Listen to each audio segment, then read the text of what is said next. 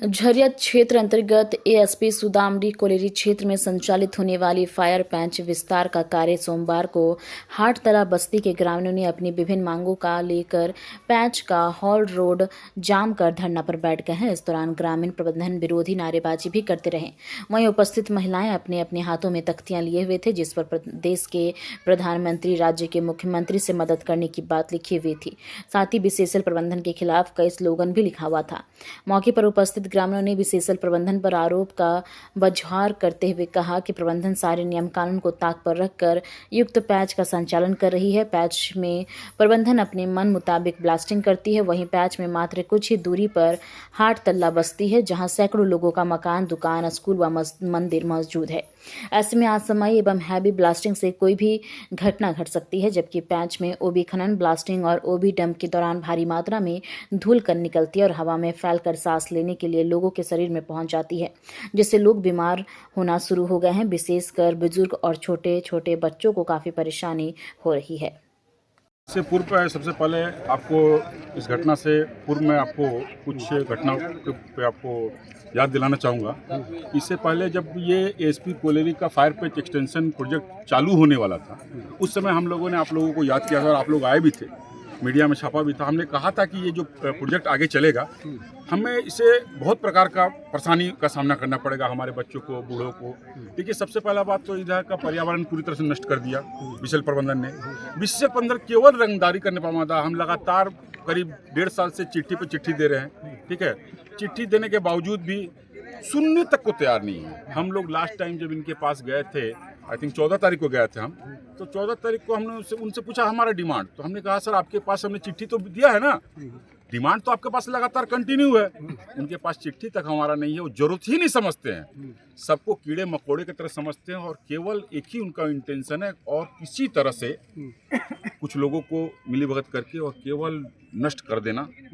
देखिए, यहाँ पे सामने आप देख रहे होंगे डीजीएमएस किस नियम के हिसाब से प्रोजेक्ट चल रहा है, हमको इतना केवल बीसीसीएल प्रबंधन समझा दे।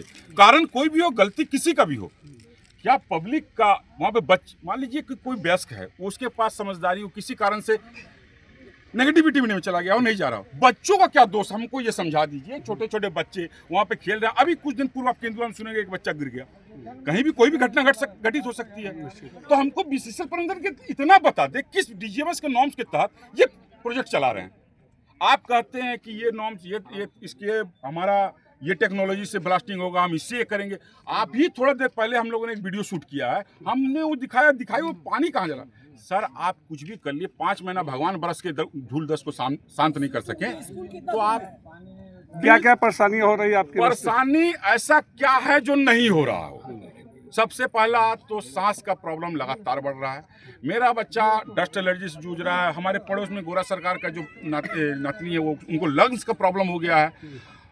गोरा सरकार तो डेथ हो गया, सांस का प्रॉब्लम से डेथ हो गया। इस तरह से लगातार देखिए ऊपर में बैठे हुए हैं। ऐसा अभी यहाँ पे लेडीज लोग भी है जो कि देखिए यहाँ पे आप दिखाएंगे कि सांस का प्रॉब्लम से इतना डस्ट एलर्जी बहुत ज्यादा है। प्रबंधन से आप लोग बात किए या? प्रबंधन सुनने के लिए तैयार हो तब ना। हम तो पूरा प्रोसेस से जा रहे हैं। हम लोग कानून के साथ चल रहे हैं। हम लोग जो लीगल तरीका, जो प्रोसेस है, उसके साथ चलते हैं। हम बार बार चिट्ठी देते हैं, हम चिट्ठी से अवगत कराते हैं। बीसीसीएल प्रबंधन जरूरत ही नहीं समझता है। बीसीसीएल प्रबंधन जिधर से मनमानी करते आ रहा है, चलते जा रहा है, उसको जरूरत ही नहीं। 150 से 200 मीटर के दूरी पे स्कूल है, सरकारी स्कूल है। माइनिंग का ब्लास्टिंग के समय 1:30 से 3:30 बजे का होता है। बताइए, किसी प्रकार का घटना घटित हो जाता है, उसका जिम्मेदार कौन होगा, उसका जवाबदेही कौन देगा? तो आज आप लोग क्या? सिंपल से कहना है, हम लोग किसी प्रकार का सरकारी काम में बाधा बनने नहीं आए हैं। हम लोग जिम्मेदार नागरिक हैं। हम लोग हमेशा प्रबंधन का कोऑपरेट करने के लिए भी तैयार है, लेकिन लीगल तरीका से। अगर कहीं ना कहीं सब आरोप लगता है, ग्रामीण पे लगता है कि इस तरह से लीगल इनलीगल तरीका से बंद कर दिया, ये कर दिया। सच्चाई ये है कि अनलीगल पूरा का पूरा माइंस हो रहा है, ठीक है। बड़े बड़े माफियाओं को, बड़े बड़े खनन माफिया को, कोल माफिया को हाथ में लेके 2-4 जो अगल बगल के जो आवाज उठाते हैं उनको खरीद के इस तरह के काम कोई करते हैं। बीसीसीएल प्रबंधन को पहले पूरा समुचित व्यवस्था करना होगा, चाहे जो रैयत हो, बिना रैयत हो, जो भी हो, इंसान सब है। समुचित व्यवस्था करें तब। हाँ, इसके बाद काम तो पूरी तरह बंद होना चाहिए। काम तो अब नहीं चलना चाहिए जब तक हमारा काम, हमारा वार्ता ना हो। और हम कहीं अब नहीं जाने वाले हैं। हम पिछले 1.5 साल से चिट्ठी कर रहे हैं। प्रधानमंत्री से लेकर मैनेजमेंट हर कॉपी में दे रहा है। हमको बताइए मैनेजमेंट ने क्या जवाब दिया। हम आपको 2 गोल मटोल पानी छिड़कर आपको बताइए, हमको 24 घंटा में बहुत जगह सीसी कैमरा लगा होगा, कहाँ उससे कुछ नहीं होने वाला है। ताजा अनिश्चितकालीन क्या था? नहीं, अभी हम लोग 1 दिन के लिए आए हैं। हम मैनेजमेंट को फिर से अवसर देंगे। हम लीगल तरीके से जा रहे हैं। हम मैनेजमेंट को फिर से अवसर देंगे सोचने समझने का। आप सोचिए समझिए, और जो सही चीज़ है, बहुत सारा चीज़ ऐसा है जो हमको जानकारी नहीं है। हम इतने लोग आए हैं, ऊपर भी किसी प्रकार का कानूनी कार्रवाई हो जाता है, उसका घर तो हम नहीं चला देंगे ना। हम तो सबका दुख दर्द समझ रहे। तो हमारा कहने का मतलब है कि जो तरीका है, हमको सब कुछ नॉलेज दीजिए, सबके सामने बैठ के दीजिए, अलग 5 आदमी को कमरा में बैठा के नहीं। मतलब आपसे वार्ता करे, उसका समुचित सरकार वो अपने से मानवता के नाम पे बंद रखे मैनेजमेंट। नहीं तो 1 दिवसीय जरूरत पड़ा तो हम यहाँ पे भूख हड़ताल के हम अनशन मतलब अन्न जल गल सब त्याग देंगे। ठीक है, पैसे दे दीजिए। मेरा नाम संदीप कुमार सिंह हुआ, मैं पाथरडी हड़ताल निवासी हूँ। मेरे पिताजी का नाम लेट बबन सिंह है। क्या